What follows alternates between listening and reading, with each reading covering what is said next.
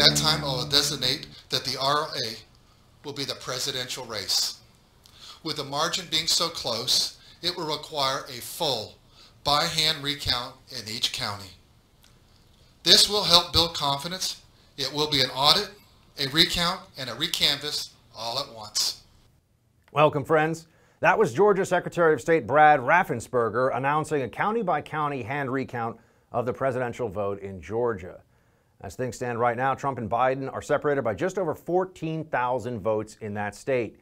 Meanwhile, in Arizona, where the counting continues, Joe Biden's lead continues to narrow. In that state, President Trump trails Biden by under 12,000 votes. Despite the razor-thin margins in key states, as well as growing evidence of voting irregularities, there are those on the right who are calling for President Trump to throw in the towel. In an op-ed in the Wall Street Journal, former senior advisor to President George W. Bush, Karl Rove, wrote that the Trump campaign's efforts, quote, are unlikely to move a single state from Mr. Biden's column, and they're certainly not enough to change the final outcome. Okay, Karl, that may be true, but I got a question. So what?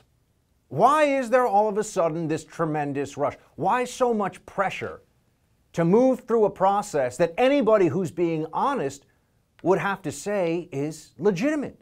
There's nothing that the president has done that goes outside of constitutional norms, nothing that he's done that's a violation of the trust the American people have put in him up to this point. So why all of the drama? Why do they keep telling us to move past this and not get the due process for over 70 million voters who want President Trump to have 4 more years? Why should we accept the Democrat narrative of events? Let's remember, friends, they never accepted the results of the 2016 election, and it wasn't just in rhetorical terms. They decided to use the Democrat-aligned media, the Democrat Party, the deep state. They used the federal bureaucracy as a weapon against the Trump administration. That's what Russia collusion was all about. You'll notice they don't accuse Republicans of cheating in elections because I think deep down they kind of know that's their thing. And beyond that, if they were to say that there was cheating, we would turn around and say, great, let's take a look. Let's see who's actually cheating in the election. And then there'd be no wiggle room. They wouldn't be able to say, why are you undermining our democracy? Undermining our democracy by questioning the results of an election that's razor thin, that is getting automatic recounts, getting a hand recount in Georgia? Why wouldn't we question those results? Is there really anybody who would claim that there's no fraud at all in the election? Is there anybody who would go out there and say that over 140 million ballots cast and they were all counted exactly the right way? We're under 1, maybe 2% of the vote in a number of states. That is on the razor's edge, friends, and they don't want us to take a second look? We have to ask why. Why do we have courts? Why do we have the laws in place about elections, these review processes, if they can't be used? When would there be a better time to use them than now? But you see, if, let's say, we were to listen to the cries from the left about how this is about being gentlemanly, this is about the president showing what a distinguished public figure he is, of course, on the way out, because they don't believe that he's going to be president anymore, and caving somehow makes him a better person, would unite the American people. Well, let's play that out for a second. What happens if the President of the United States decides that he is conceding while these legal challenges keep going forward? They would say that he's being disingenuous, that he's a liar, which they've already said 1,000,000 times. Why are you still challenging in court when you've already conceded? So they make a demand to concede, knowing that that would nullify, at least in the court of public opinion, anything that the campaign's trying to do with the law. We can all see the game. Just work it out in your head, and it becomes so clear. Why should he concede at this point? What would that do? The claim is that we are exposing ourselves to undue risk to our institutions, to our national security, because we have not yet bent the knee? We've all learned during 4 years of Trump's presidency that bending the knee gets you nowhere with the left. It's like signing your confession in the Soviet Union. Guess what? you get punished even more severely because you've agreed that you were in the wrong. Trump conceding at this point would only be used as a club to bludgeon all of his supporters. See, he should have conceded weeks ago. We know how they play the game. We've gotten a very painful lesson in this as a nation for 4 years.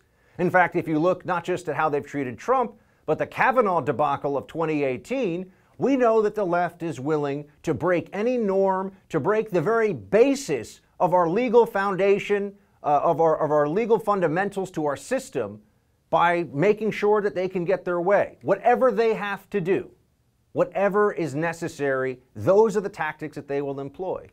So of course we don't want to bend the knee. And voter fraud is real, my friends. Let's assume for a second that President Trump does not, in fact, prove these large numbers of ballots. Let's assume for a moment that the President of the United States is just off on his own here and there's only hundreds that change. Even Karl Rove admitted that there could be hundreds of ballots that are invalidated, maybe getting into the thousands. Well, let's assume that that all happens. Why wouldn't we want to know? Shouldn't we see? Isn't it worth looking at this? Think about all the different federal bureaucracies and all the different checking and rechecking that goes on for far less important matters than this. And the Department of Justice has, what, close to 100,000 employees? The intelligence community has far more than that. And we have enormous resources as a government. Shouldn't we know exactly where problems happen? We've already seen some problems. Dead people voting. Machines that are counting improperly, or software that's forcing vote tallies to go to the wrong person. That seems to matter a whole lot. Shouldn't we know the full extent of it? Shouldn't we know where it goes? In fact, the very people who are claiming that this is necessary for us, that this is needed in order to protect our institutions, aren't willing to allow us the due diligence to protect those institutions. That's the irony of this situation. Because there will be a midterm election in 2 years and a presidential election in 4, and trust me when I tell you, there's not going to be some enormous rebound in good faith and public faith in our institutions. It's not going to happen. You're not going to have a coming together. The calls for unity right now that we're seeing from the left are just about silencing their opponents. That's what they want. Be unified with us, which means do what we say. I say no. I say keep the fight going. I tell you right now, as I look at these races that are continuing, because the counts are still in flux, we're still seeing what the final tally is, what possible reason could there be to throw in the towel at this point? We need the truth. We want transparency. We should all be able to agree on that. So what exactly is the benefit here? What do we learn from this if we step away? Why cave at this juncture? No one has a good answer to that other than some version of Orange Man bad. Donald Trump is so uniquely evil and horrible that he should not even be allowed what any other presidential candidate would be and is under the law, questioning the results of these different ballot counts in states that have yet to even certify. People that keep referring to Biden as the president-elect, I guess Georgia's recount doesn't matter. What's the point of the process if we already have an outcome that we must all accept? They're insisting on a finality that is not there. And they're demanding that we abandon not only the fight for 4 more years of Trump, but also core principles of our very system. What holds it together? Our belief that both sides play by the same rules and that both sides have the same tools, the same avenues at their disposal to find out who really won, because political power is something that you can't transfer from one set of hands into another without good faith, without a government that can be trusted. Hey Team Buck, just want to say thanks so much for watching the first on YouTube. If you like this video, be sure to give it a thumbs up. And if you want to see more great content from the first, please click that subscribe button.